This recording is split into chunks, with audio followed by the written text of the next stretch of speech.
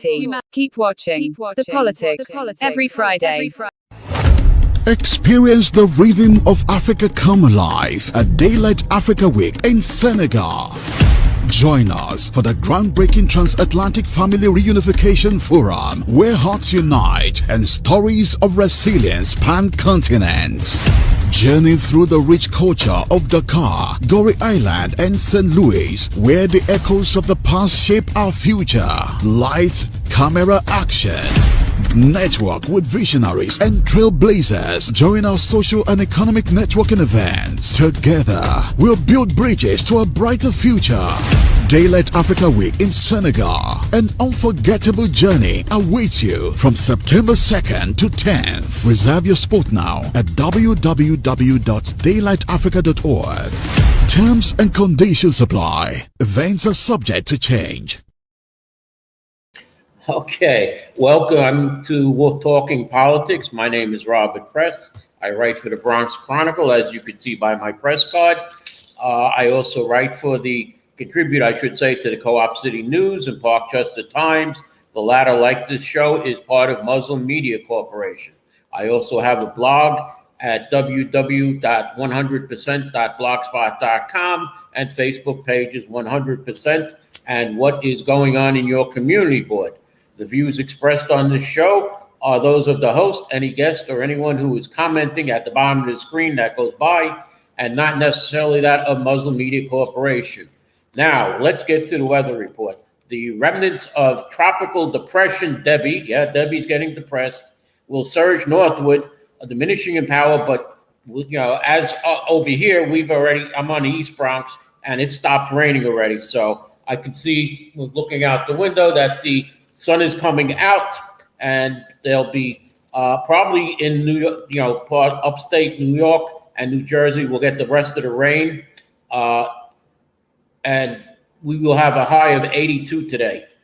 Okay, just coming in off of the radar report. Tomorrow will be nice with a high of 85. Sunday will be nice with 82, and it will also be nice on the beginning of the week for work with a high of 83 on Monday. Before I get to my guest, I just want to say that former President Trump held an hour-long press conference yesterday where he lambasted Vice President Harris as incompetent and appeared exasperated on multiple occasions at questions about the Democrats' newfound momentum, and said that he will debate the current vice president 3 times. Now, Mr. Producer, can we bring on my guest, Patrick McManus, the chair of the Bronx Conservative Party? Patrick, are you here with us? Yes, I am here, Robert. Good morning, and thank you for having me on once again. Okay, now, we are 10 days away from the Democratic National Convention. Kamala Harris hasn't been really nominated yet. They have to go through the formal process. What happened to Joe Biden? I mean, I'm a Democrat. I'm sorry about that. You're the Conservative Party chair, but I'm a Democrat. And on the ballot, it said Joe Biden. It didn't say Kamala Harris. Absolutely. So Joe Biden got all those votes, and Kamala Harris got none. I'm sorry. Go ahead. It seems that after that first debate between Trump and Biden, that Biden did such a disaster of an appearance that Democrats said, we need somebody else. Yeah. What's your opinion on that? Well, my opinion is, first of all, Kamala Harris went to bed the night before Joe Biden withdrew from the race as pretty much the least popular vice president in the history of the United States, and somehow woke up the next morning as the best hope for the Democratic Party, holding on to their power and holding the White House. It baffles my mind that sudden switch. I believe this may have been a plan by the Democratic Party. However, if it was a plan, it was a very poor plan to have Kamala Harris as the backup. Well, locally, we had the past couple of years people put in who weren't who didn't get petitions. We had State Senator Natalia Fernandez come into the 34th State Senate District because she took over for a candidate who pulled out to sit in a similar way. Yes. And then the Assemblyman, John Sakara Jr. in the 8th Assembly District, he took over the assembly seat that Natalia Fernandez had. Neither went through primaries. They were just given the slots. And this year they had no primary opponents. They have just general election opponents, which we'll get to in a moment, because, and nothing against the two people, State Senator Fernandez and Assemblyman John Sakara Jr. I know both of them, and they're good people. But, an editor of the Bronx Press Review, Andrew Wolf, I don't know if you remember Andrew Wolf. He was at one time a member of Community Board 11 here in the east side of Bronx. He said that primaries are good and general elections are good. It gives the people a choice. Do you agree with that? Oh, absolutely. Absolutely. As evidenced last year, we had a very open primary in the Conservative Party in the 13th City Council District. I believe it's the only way to give the people the voice. As you just stated, in this situation with Kamala Harris and Natalia and John Sakara, what has happened, especially here in New York State, and it's happening on a national level, the Democratic Party is leveraging their power now to put them in a position to maintain their power. They have changed the election laws in ways, especially here in New York State, that makes it much easier to substitute candidates after petition period. So they resort to tactics. They'll present you with a candidate and they'll have you sign. They'll show up at your door and say, sign for candidate X. And they're not going to run a candidate X because they know down the road we've created these laws which give us an opportunity to substitute our candidate in many conditions. They keep expanding the conditions in which a candidate can be replaced after petition period and even after primary elections. They've opened the door for candidates to be switched out, and this is a very big problem. And I believe that's kind of what you're speaking to. That's happened with Natalia here locally, and John Sparrow, and now on the national level with Kamala Harris. She was installed as a candidate. She honestly was. While the Democratic Party is preaching what a danger Donald Trump and the Republican Party are to democracy, they are doing every single thing to quash the voice of the people, which is true democracy. Now, she picked Tim Walz, the Minnesota governor, over two other people that were finalists. One was the Jewish governor of Pennsylvania, Josh Shapiro, and Mark Kelly, a state senator from Arizona, whose wife was Gabby Hayes, who was shot, and he took over the seat from her. Now, both were qualified people. Do you think that she picked Walz over these other two for certain reasons, like because Shapiro is Jewish, that the left wing of the party, of the Democratic Party, didn't want him as the vice president, and that's why she didn't pick him, and that also Senator Kelly was more middle of the road rather than progressive? Do you think that's why she picked Walz? Oh, absolutely. I believe it was going to be Shapiro, and as everybody knows, it looked that way. But then it was an article that he wrote while he came out in college. I saw it came out. It was I think he attacked Hamas and was very much against Hamas and pro-Israel. And I think they weighed the benefits of possibly pulling Pennsylvania or the alienation of having an anti-Hamas running mate. And I believe that's why Shapiro was eliminated from this. And I honestly don't know much about Kelly, but I do know Walz, since he's been nominated. I've been looking into it. He seems to be extremely socialist. And basically, Kamala, as many people know, or some are not willing to admit, but she has displayed and continues to display many socialist ideas. And this is the ultimate ticket towards socialism here in the United States. Right, because there's been press releases from other members. Let's see, didn't we hear Republican conservatives saying Joe not qualified to run? So, okay.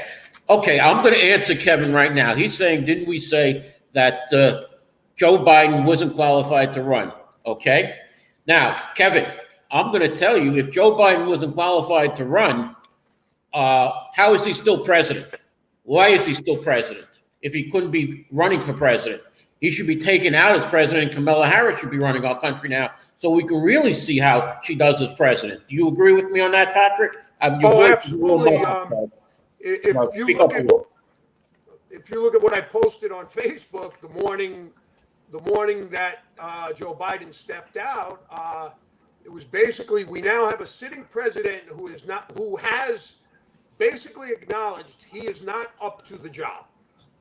And he's going to sit in office for 6 months. We have a president who has admitted, I can't do this.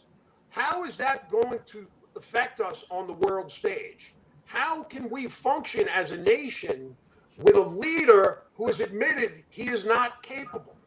So yes, I do believe if Joe Biden is acknowledging he's not capable of running a campaign, he is acknowledging he certainly is not capable of sitting as United States president.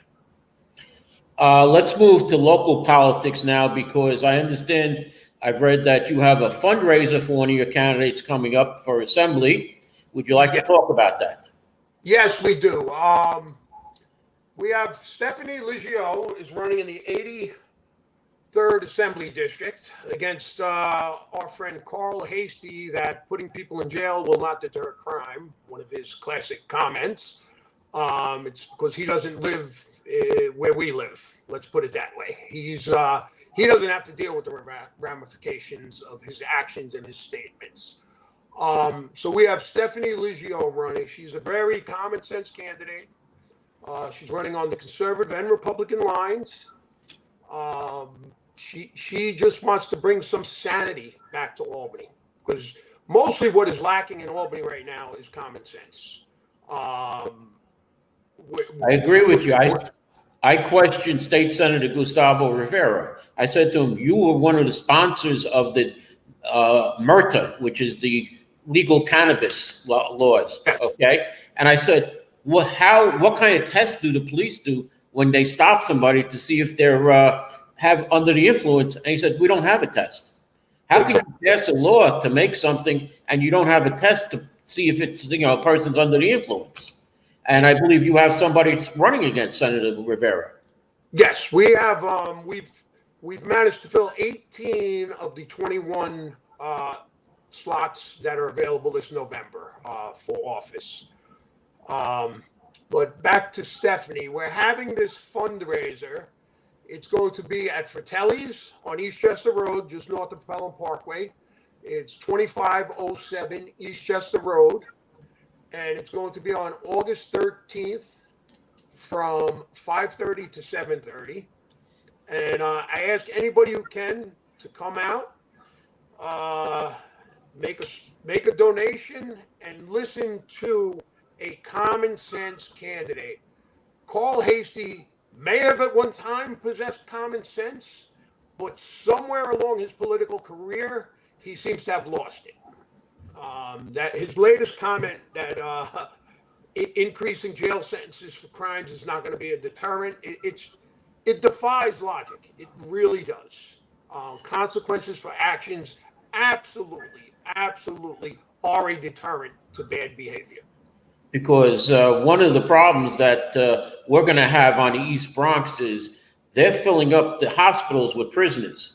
At Bellevue, at Woodhull, and at North Central Bronx, the Department of Correction people will be there to, watch over these people who are in Rikers Island that are medically complex, but supposedly are serious criminals. Now at Jacoby Hospital, they have a plan for just home, which they're going to put pre-trial people in, people who haven't even had their chance, and they're going to be in there. The community's not going to know what crimes they've committed, and we're not going to know how serious their health is.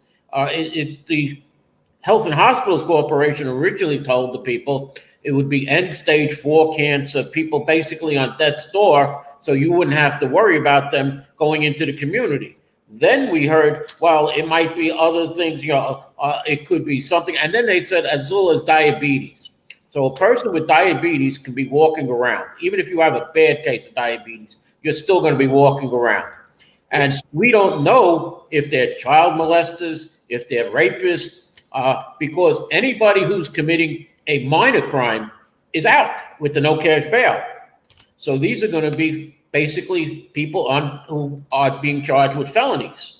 Exactly, Robert. To your point, I had the opportunity to testify at one of these hearings, and I had a chance to directly speak with Just Holmes' attorneys, and I questioned them on the very thing you brought up, because in the literature I was giving to prepare for the meeting, it said that those awaiting trial that are unable to pay their bail would also be included in this facility. I brought up, first of all, the first point is, in order to have bail imposed today, you have to commit a fairly serious crime to get bail in New York City. I said, so if you've committed this serious crime, how ill can you actually be? And I said, the second stage is, what is legally described there is an inmate, not a formally incarcerated individual. Somebody who is being detained because they cannot post bail is an inmate. Now, the city charter, because I've spoken with people in corrections, the corrections union about this, the city charter prohibits supervision of inmates be done by anybody other than the Department of Corrections.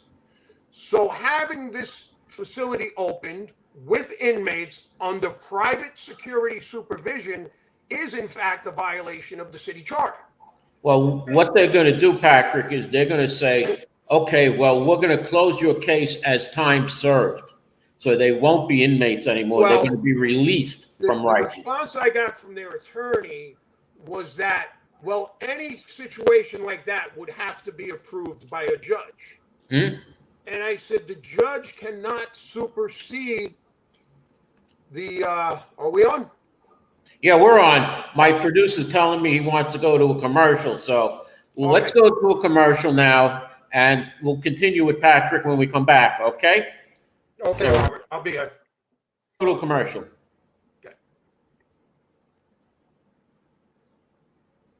Okay. We sometimes have... Step into the heart of Africa at Daylight Africa Week in the Gambia. Join us for the groundbreaking Transatlantic Family Reunification Forum, where we embrace our shared heritage and stories of strength. Explore the captivating history of Banjul, Bakau, Kunta Kinte Island, Sanyang, Tendaba, and more, where our roots run deep.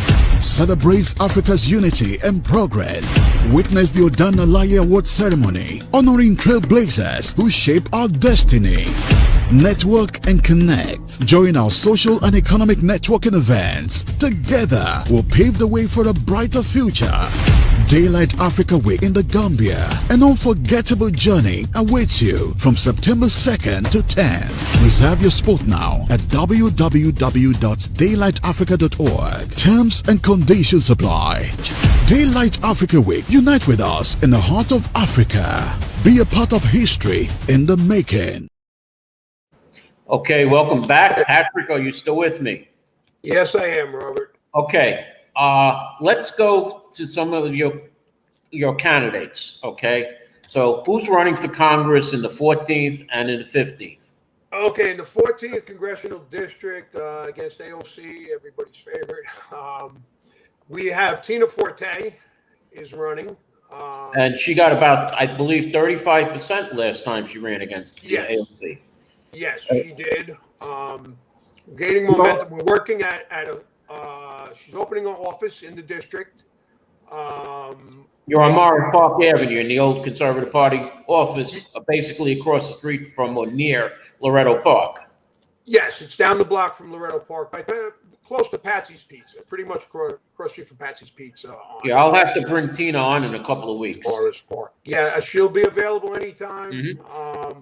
She's eager to get rolling. We had a little problems getting the office transitioned and all, but we're almost ready. We're going to have a big kickoff. We need to get AOC out Two of her fellow squad members have fallen already in primaries, as Right. we all know, which I think is a very positive sign that maybe some common sense is coming back into the Democratic Party. Maybe it's not from the leaders, but it's certainly coming from the people. The leadership in the party is very out of touch with their constituents in the street. Now you have somebody running against Richie Torres, who I happen to like. I like Richie Torres. He's my congressman. Richie Torres made some very good political moves lately, I got to say. I do have to agree with you. Like him is a strong word, but he did make the right political moves for his district and to keep himself in a good place. Right, but again, to give him a challenge is the democracy. That's the Democratic way. Absolutely. That was our idea in the Conservative Party now is we don't want any candidate, no matter how good they are, to go unchallenged. Getting into elected office is not a birthright, as happened in Riverdale. We look at the Dinowitz dynasty up there. It was Eric's birthright. Dad moved up, he moved in. We need to clearly send a message that is not what democracy is. Well, in Riverdale right now, they have two things that could help take one of the Dinowitzes out. They have that migrant center that's opening up right in the heart of Riverdale with 95 families, which the community is against. And State Senator Gustavo Rivera says, I am for it. Then when they had demonstrations, when it was announced, there was one side of the street had the pro shelter, if we call it shelter, or home for migrants, and the other side where we don't want them. And Gustavo Rivera was on the pro side, and Jeffrey Dinowitz and Eric Dinowitz were on the anti side. And they tried to get rid of Senator Gustavo Rivera 2 years ago by putting up a candidate, but this year they didn't. Right. So who is your candidate against Gustavo? You never mentioned. I do not have the list in front of me, Robert, and I am. Isn't it? Let's see. Isn't it my former co-host Dion Powell? Yes, actually, yes. That's the 33rd. Dion Powell is running against him again. Everybody should be challenged, okay, and challenged on policy, not personality. Right. This is another issue we face. We're looking to. The Democratic Party is looking to elect a president strictly on personality qualifications, gender. This is not what we need, how we need to run our races. We need to run our races based on policy. So Dion, as Robert, you know Dion well, Dion stands for parental choice, personal choice. He's certainly against this migrant. And at this point, I will join everybody else in calling this an invasion. These people are not here legally, okay? Therefore, they are illegal aliens. Right, and it was said that there is a large minority of Chinese nationalists who came in through the southern border. Honestly, our government has no idea who came through the southern border. They can tell us all they want, but between gotaways and the speed at which they are processing individuals at the border, there's no way they could tell you who, what, or where they came from. And the problem is that COVID is coming back slightly, and it's probably because of these migrants who weren't vaccinated or just came in with the with disease somewhere. Absolutely, I spoke on that at the rally at Orchard Beach when they were bringing in when they were building the tents. If you remember, we had the rally, and I was turned into by mainstream media. I was made to look like a racist because I brought up the fact that you're bringing in these people. Not only are they not being criminally vetted, they're not being physically vetted for health issues. Now you house them in confined quarters in a tent, in close proximity with poor airflow, and that's going to become a breeding ground for disease. And then those people are mixed into our communities. And it's not saying anything against them. It's just simple scientific fact. We already have a resurgence of measles started a couple of years ago here in New York City. They're finding it quite a bit now in our wastewater. Mm-hmm. And for bringing that up, which is, it's not humane to do it to the illegals either. It's not humane and fair to them, and it's certainly not fair to our communities. So absolutely. I'm going to hit you with some stuff you aren't prepared for, and we didn't go over this. Mayor Adams has a problem with his campaign now. They're telling him that he may have to repay up to $3 million from illegal ways that money was gotten in his campaign. Any comment on that? Well, as pretty much anybody knows, the whole financial political scheme, I might call it at this point, there's corruption everywhere, and it's not confined to just Eric Adams. I believe, yes, shenanigans went on. The straw donor issues, I've seen and heard of them all over. That's what killed John Liu. So there were straw donors, and he couldn't run for mayor. So, yeah. How did John Liu not able to run and Adams was? Yeah, this is, obviously there's favoritism, there's agendas, and the rules are not applied evenly from top to bottom. And again, as stated earlier, changing the election laws, they make it easier for mostly themselves. I'm not saying it doesn't go on in Republican campaigns. I'm not saying that at all. But the Democrats make laws that can kind of just let them skate on it, but also give them the option to go after who they decide to go after. Do you think Randy Mastro will be certified by the city council to be the corporate counsel lawyer?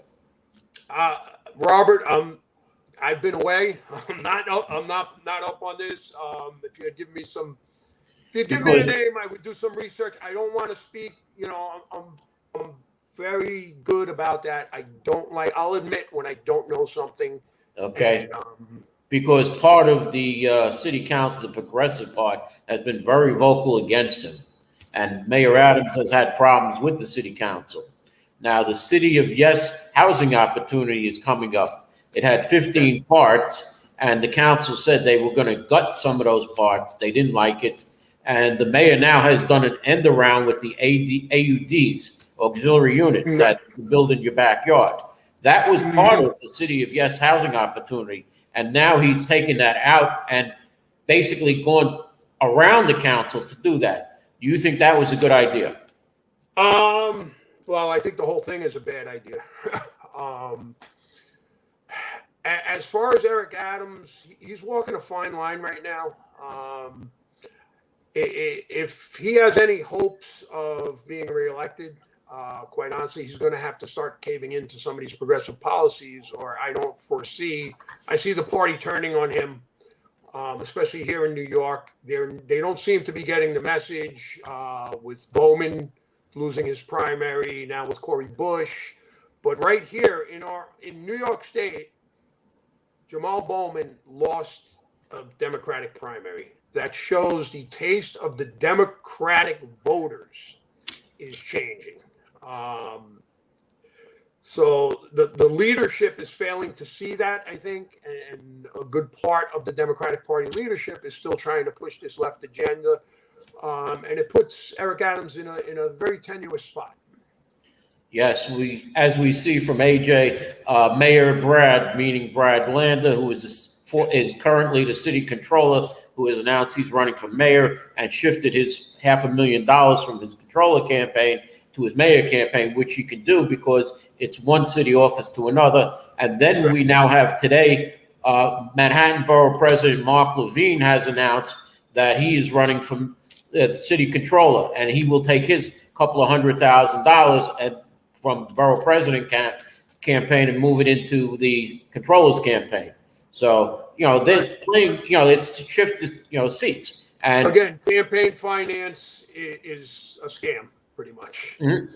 we're coming to the end of the show, and we're going to have to discuss this next year, which is the Bronx Borough President race, because we have now Rafael Salamanca, who has all but announced that he's running for Bronx Borough President against the incumbent Vanessa Gibson. Any thoughts on that race, or it's too early? It's too early, quite honestly. As you well know, I'm not happy with Vanessa Gibson, and it's a little early to start making the forecast there. I have to leave my comments. Patrick, I can't give you my comments right now because I applied to Community Board 11, and while some people have received their yeses to the board 3 weeks ago, and others have already received their no's, I haven't received either way. And I'm guessing that Vanessa will not put me on Community Board 11, even though I'm on 2 of their committees, the only person in Community Board 11. Yeah, you know what? AJ, that sounds like a good idea. He says Bob Press for BP. All right, there you go. All right, I may want to run on the Conservative, but I'm a Democrat, and I would go in a Democratic primary, though. Okay, and I'd be running as a Democratic conservative should I win the Democratic primary. But let's end the show here right now, because that's in the future, and I'm still waiting to be notified whether I'm on Community Board 11. And we'll see. Hold my breath. So I want to thank you, Patrick, for coming on the show. Thank you. We'll have you again before the election. And anytime. All right, thank you. And as you see, we're coming to the end of the show. And let me say thank you for watching. And I hope to see you next week. Thank you.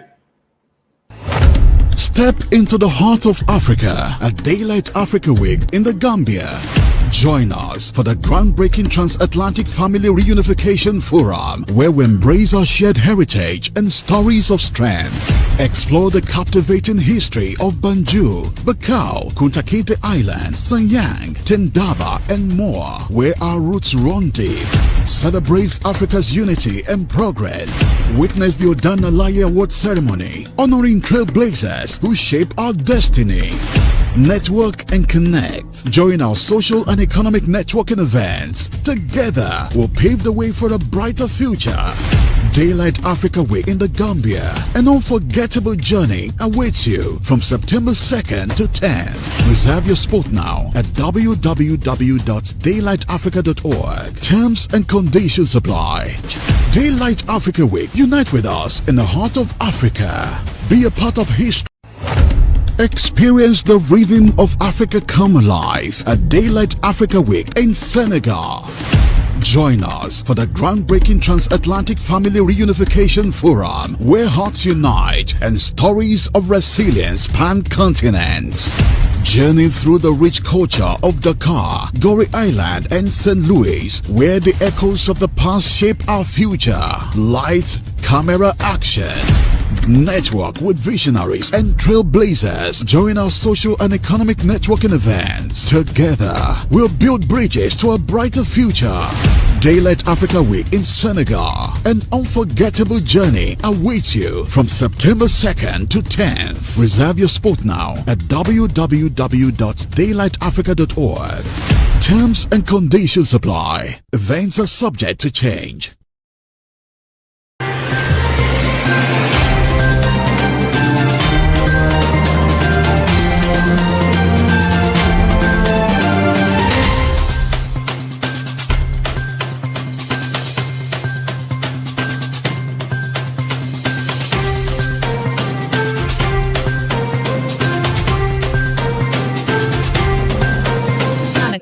Keep watching The Politics every Friday, 12 p.m. Eastern Time on New York Parrot TV.